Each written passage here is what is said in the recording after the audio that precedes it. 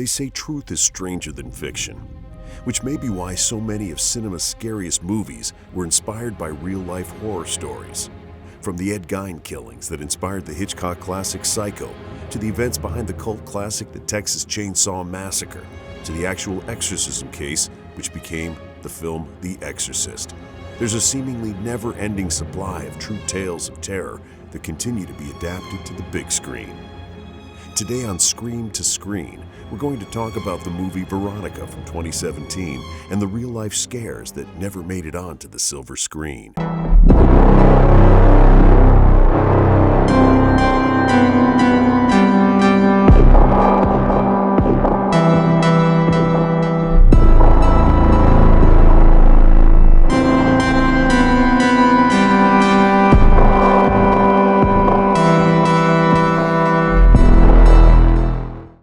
Veronica is a Spanish horror movie written and directed by Paco Plaza of the Rec Found Footage franchise.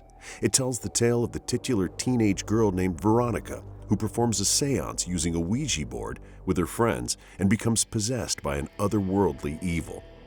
But this story of supernatural menace is based on a real-life mystery, an actual case of paranormal activity that had terrifying, even deadly consequences.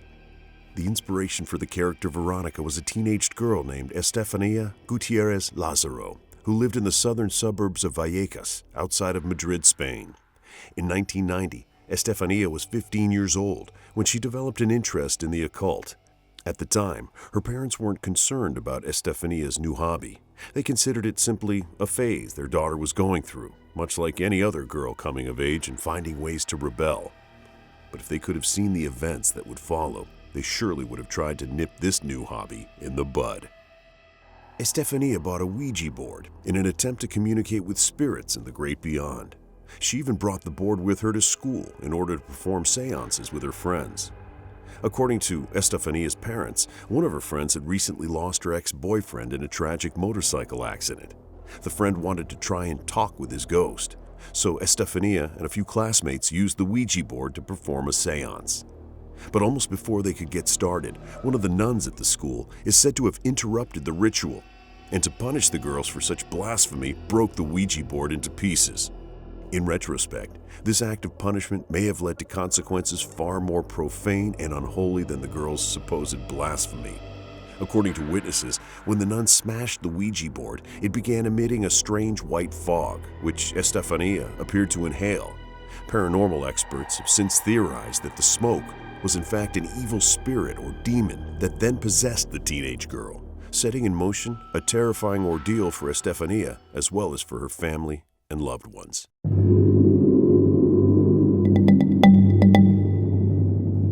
Not long after the Ouija board incident, Estefanía fell gravely ill. She experienced extreme seizures during which she would bark and scream. The teenage girl also experienced incredibly vivid hallucinations, telling her parents that she saw shadowy figures lurking throughout their home. She said they were evil beings that would torment her day in and day out, but especially at night. Her family did the best they could, taking her to a number of psychologists and medical doctors. But despite numerous examinations and tests, the professionals couldn't find anything physically or mentally wrong with Estefanía. They knew she was incredibly ill, but they couldn't figure out why. About 6 months later, in August of 1991, Estefanía Gutiérrez Lázaro would be admitted to a hospital in Madrid, where she died under unclear circumstances. In fact, the autopsy report was unable to determine a clear cause of death. Her parents didn't know what led to their teenage daughter's untimely death, but they felt certain some type of wicked supernatural force was the cause of it. And sadly, this was not the end of their horror. This is where the reality of the events involving Estefanía and the movie Veronica start to diverge. Even though Estefanía was dead, the Gutierrez family was not yet free of the sinister presence that had possessed and haunted their daughter to her grave. At night, they heard what sounded like Estefanía screaming in terror from her room. But when family members opened the door, they found nothing, and the shrieking would suddenly halt. Most of these paranormal occurrences would happen in the dead of night. Estefanía's sister's dolls would leap off their shelves by themselves, while doors and dresser drawers would open and shut on their own. Other family members began seeing shadowy figures stalking throughout the home, similar to what Estefanía had described. These shadow people would whisper to the Gutierrez family members or yell at them. One night, Mrs. Gutierrez was attacked by one of these shadow people, grabbing her in the middle of the night with invisible hands while her husband was unable to do anything to stop the assault. Mrs. Gutierrez was so terrified by the event, she reported the attack to the police and was actually quoted in the police report of the incident. She said, quote, "I felt pressure on top of me, but there was no one around. I said to Mr. Gutierrez, 'There's someone here.' Then I felt a pair of hands grab my feet and then grab my hand, which was uncovered by the blanket." Supernatural incidents such as these continued inside the Gutierrez family home for more than a year after Estefanía's death. But perhaps the most disturbing incident the family experienced was when a photograph of Estefanía was knocked off a shelf by itself. When family members attempted to put the picture back, the image somehow combusted inside the steel frame. Eventually, it all became far too much for them to handle, and the family decided they needed help.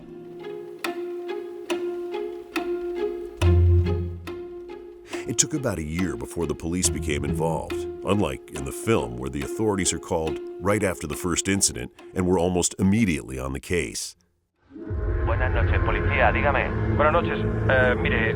Soy Máximo Gutiérrez y desde hace varias horas en mi casa estamos notando fenómenos como paranormales. Una fuerza extraña mueve los enseres, pone los crucifijos boca abajo y hay una gran turbulencia.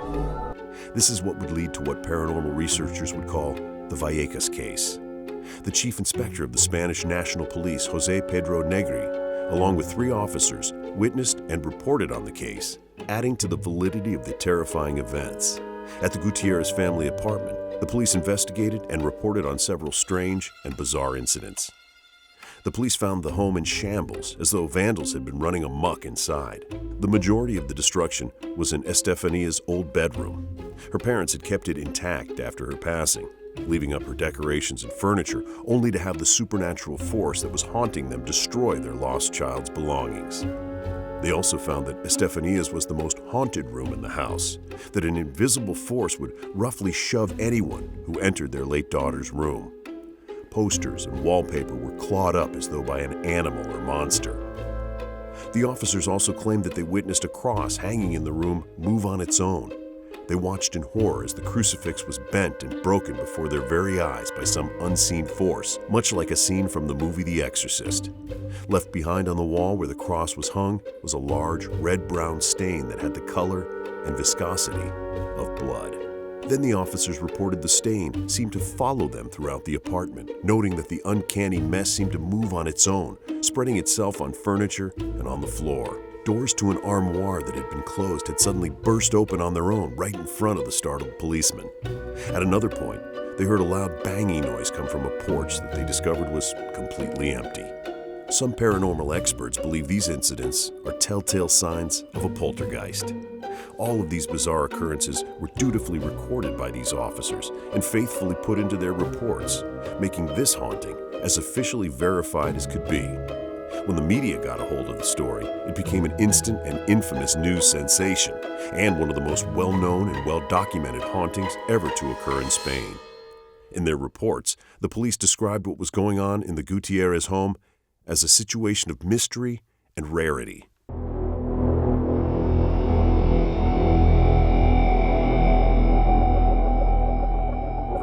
Not long after the police investigation and the subsequent news sensation, the Gutierrez family moved out of their home in Vallecas in an effort to escape the haunting that tormented them.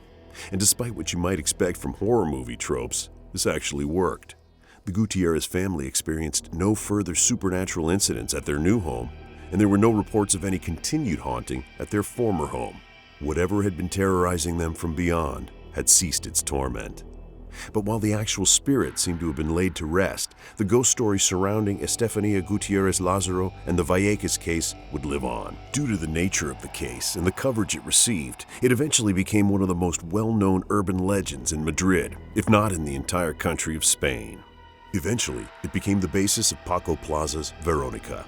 Released in 2017, the Spanish horror movie was an international success with a 90% positive rating on Rotten Tomatoes. It grossed more than $6 million at the box office and eventually found an even larger audience digitally through streaming platforms.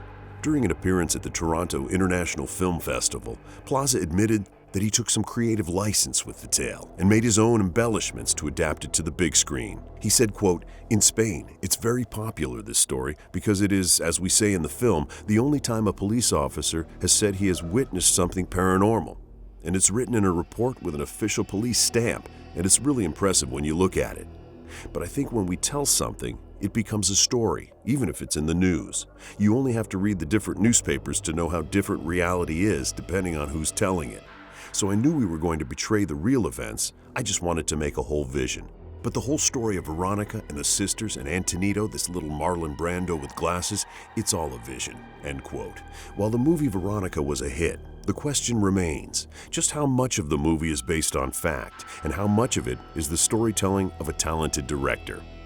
The mysterious death of Estefanía Gutiérrez Lázaro was a tragic loss for a family that led to a media sensation, inspired a gripping horror film, and eventually became the stuff of urban legend. It's yet another example of a true story of terror that captured the public's imagination in the news media and morphed into a horror movie that audiences across the globe can't seem to get enough of. And though there's a divergence between fact and fiction between the movie and the story that inspired it, you have to wonder, was what happened to Estefanía and her family of truly supernatural origin? Or is it a simple case of tragedy turned hysteria? We may never know for sure, but it may make people think twice about messing around with Ouija boards and dabbling in the occult. So what do you think? Is Veronica based on an actual paranormal incident of demonic possession and haunting? Or is it just a horror movie inspired by a famous, convincing, and well-documented ghost story? Let us know in the comments below if you have the courage. And don't forget, like, share, and subscribe for more videos from The Graveyard Shift.